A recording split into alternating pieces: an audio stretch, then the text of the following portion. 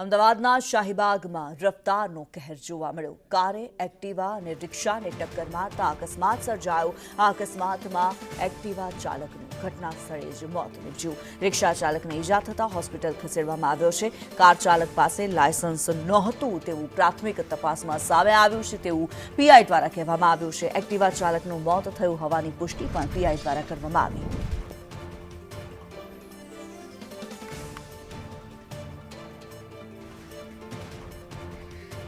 શાહીબાગમાં એક કાર ચાલકે અકસ્માત સર્જી નાખ્યો। એક્ટિવા અને રિક્ષાને ટક્કર મારી કારે અકસ્માત સર્જ્યો હતો, જેમાં એક્ટિવા ચાલકને ટક્કર વાગતા એક્ટિવા ચાલકનું મોત થઈ ગયું છે। રિક્ષા ચાલકને ઈજાઓ પહોંચી હતી। રિક્ષા ચાલકને હોસ્પિટલ ખસેડવામાં આવ્યો।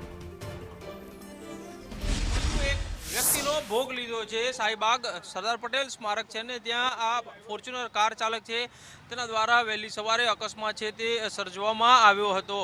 મહત્વનું છે કે રિક્ષાને ટક્કર મારી હતી અને રિક્ષા જે છે તે એક એક્ટિવા ચાલક છે તેની સાથે અથડાઈ હતી અને ત્યારબાદ જે આ એક્ટિવા ચાલક જે છે તેનું ઘટના સ્થળે જ મોત થયું હોવાનું સામે આવ્યું છે। હાલ પોલીસ દ્વારા આ જે કાર ચાલક છે તેની અટકાયત કરવામાં આવી છે।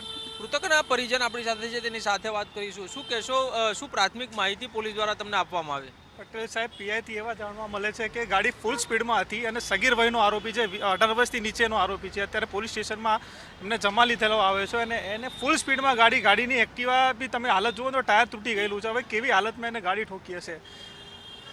જે પ્રમાણે બેફામ કાર ચાલકો દિવસે ને દિવસે અકસ્માતો સર્જી રહ્યા છે, શું કહેશો, આ કાર ચાલક છે નશામાં હતો કે કેમ, એવી કઈ માહિતી મળી? એવી કોઈ માહિતી નથી, પણ જાણવા એવું મળે છે કે એના ભૂતકાળમાં બી કોઈક આરોપીગત ગુના છે। એટલે મારું તો પ્રશાસનને ખાલી એટલું જ કહેવું છે કે આવા આરોપીઓ વારંવાર એક્સિડન્ટો કરે છે, નિર્દોષ મરે છે, તંત્ર શું કરે છે?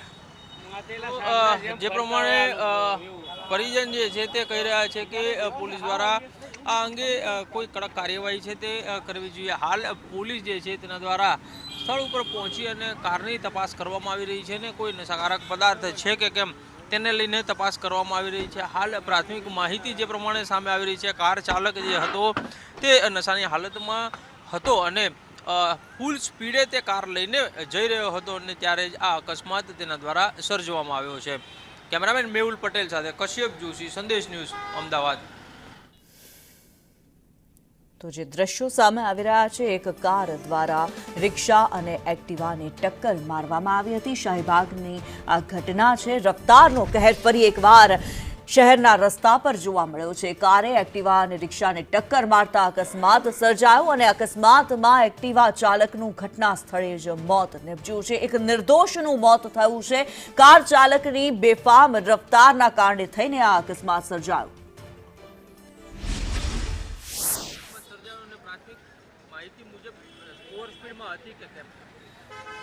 શાહીબાગ ડફનાળાથી એટલે કે ઇન્દિરા બ્રિજ, શાહીબાગ અંડરબ્રિજથી ડફનાળા તરફ જતા ફોર્ચ્યુનર ચાલકે એક્ટિવા ચાલકને અકસ્માત કરેલું છે।